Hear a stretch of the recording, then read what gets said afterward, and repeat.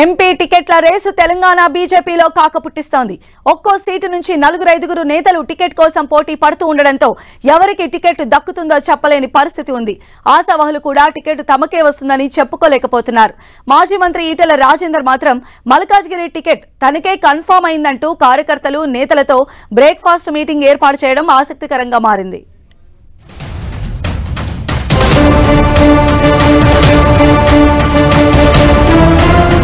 మాజీ మంత్రి Etela Rajender breakfast meeting Telangana బీజేపీలో కలకలం రేపుతోంది.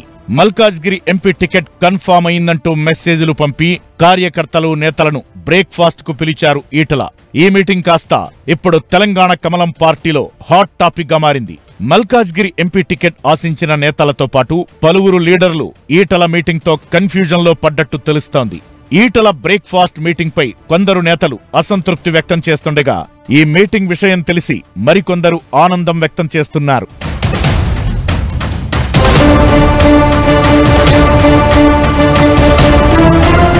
అసెంబ్లీ ఎన్నికల్లో ఓటమి తరువాత పార్లమెంటు ఎన్నికల్లో పోటీపై ఆసక్తి చూపిస్తున్నారు ఈటెల రాజేందర్. ఎలాగైనా ఎంపీగా పోటీ చేసి గెలవాలని భావిస్తున్నారు. ముందుగా కరీంనగర్ లో సిట్టింగ్ ఎంపీగా ఉన్న బండి సంజయ్ ని జహీరాబాద్ లోక్ సభ స్థానానికి పంపించి ఆయన కరీంనగర్ నుంచి పోటీ చేయాలని భావించారు. కానీ అది సాధ్యం కాకపోవడంతో ఆయన కన్ను మల్కాజ్గిరి లోక్ సభ స్థానంపై పడింది. కానీ అప్పటికే అక్కడి నుంచి పోటీ చేసేందుకు మురళీధర్ రావు 2 ఏళ్ల నుంచి గ్రౌండ్ ప్రిపేర్ చేసుకుంటున్నారు. అదేవిధంగా ఢిల్లీ పబ్లిక్ స్కూల్ అధినేత మల్క కుమరయ్య, మాజీ హోంమంత్రి దేవేందర్ గౌడ్ కుమారుడు వీరేందర్ గౌడ్ కూడా మల్కాజ్గిరి బరిలో నిలవాలనుకుంటున్నారు. అయితే అధిష్టానం ఆదేశిస్తే మల్కాజ్గిరి నుంచి పోటీ చేసేందుకు సిద్ధమంటూ ఈటెల రాజేందర్ పలు దఫాల్లో ప్రకటించారు. ఇది అప్పట్లో ఆ స్థానం నుండి టికెట్ ఆశిస్తున్న ఇతర నేతలను అసహనానికి గురిచేసింది.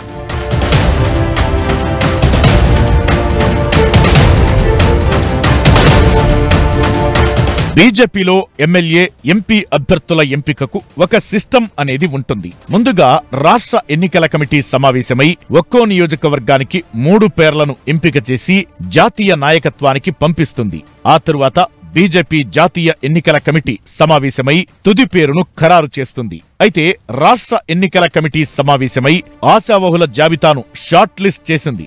రేపు జాతీయ ఎన్నికల కమిటీ సమావేశం కానుంది. కానీ దీనికి ఒకరోజు ముందే ఈటెల రాజేందర్ ఏర్పాటు చేసిన బ్రేక్ఫాస్ట్ మీటింగ్ పార్టీలో కలకలానికి దారితీసింది. తనకే మల్కాజ్గిరి సీటు ఖరారయిందని చెబుతూ ఈటెల ఏర్పాటు చేసుకున్న ఈ సమావేశం కాస్త ఇదే స్థానం నుంచి టికెట్ ఆశిస్తున్న ఇతర నేతలను కన్ఫ్యూజన్ లోకి నెట్టేసింది.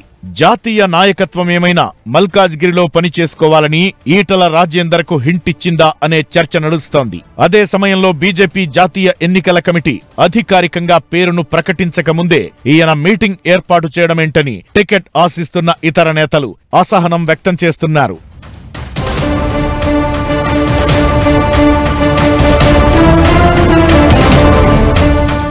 మల్కాజ్గిరి సీటు ప్రకటనపై మరో 2 స్థానాలలో ఎవరు పోటీ చేస్తారనేది ఆధారపడి ఉంది.